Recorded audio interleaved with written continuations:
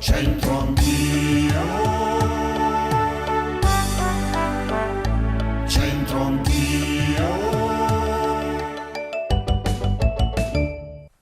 Bentrovati ad un nuovo appuntamento con Centro Anch'io. Oggi, prima nel nostro motto dialettale, vi raccontiamo un altro quartiere della nostra città ed è Crocifissa di Rosa. Il quartiere di Crocifissa di Rosa ha origine nei primi anni 50 come agglomerato intorno a via Galilei, ma ha trovato compimento con l'asfaltatura di via Crocifissa, la direttrice fra il centro storico e l'ospedale civile. Fino a quel periodo gli anziani ricordano le lavandaie nell'avvallamento al posto della strada attuale. A est di via San Rocchino il quartiere si spinge sui ronchi e in altezza fino al Goletto. La parrocchia è stata istituita nel 1957, la chiesa a forma di tenda ebraica e dedicata alla santa fondatrice delle Ancelle della Carità è stata inaugurata nel 63. Nel territorio del quartiere ci sono il Museo di Scienze Naturali, il complesso di Sant'Antonino con gli uffici comunali, l'Archivio di Stato, il Liceo Calini e la Villa Gussalli, poi divenuta Ughi. A Sant'Agnès la Luserta lave fuori della Sis, e questo è il proverbio, il modo di dire dialettale di oggi. Siamo andati a chiederlo a casa di alcuni amici nostri e amici vostri.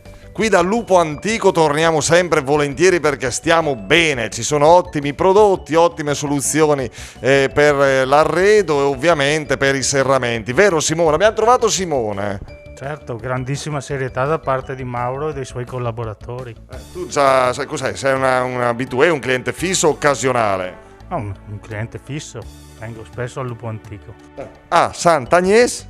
La Luserta, la Vefera della Ses. Hai detto bene, sei proprio di Ospitaletto, bresciano doc. Hai capito qualcosa? A Sant'Agnese la lucertola esce dalla siepe. Bene, bravo, ottimo. Cioè, tu sai, insomma, lì è C'è il caldo, la lucertola inizia a prendere il sole per scaldarsi. Ecco, vabbè, insomma, Sant'Agnese in realtà non è ancora caldo, è ancora inverno pieno il 21 gennaio, però insomma nelle giornate magari più belle, più tiepide, alle ore alte del giorno, effettivamente si possono vedere le prime lucerne. Tu sei uno che ama prendere il sole?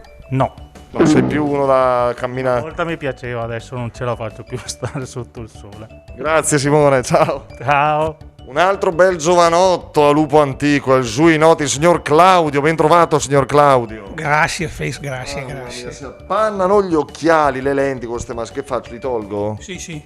Dovrei fare come lei? Ah, no, li ha messi, faccio così. Vabbè, decidiamoci. Così, vabbè, così. Come vuole lei. Benissimo, senta Claudio, ma perché qui da Lupo Antico lei? Io vedrei dalla finestra, l'ho trovata bella, sono gli sdusò. Di Brescia proprio. Bene, sì. L'abbiamo capito. A Sant'Agnès la Luserta lava fuori della Ses. Bravo Claudio, ha capito tutto, no? Sì. Vero? Che Sant'Agnese è la festa del patrono del paese. Che paese? Di Agnese.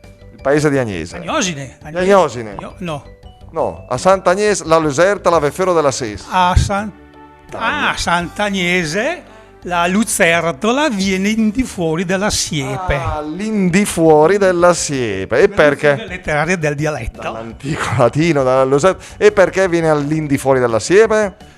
Perché sbuca il sole. Bene, sì. Magari qualche oretta caldina se la gode già.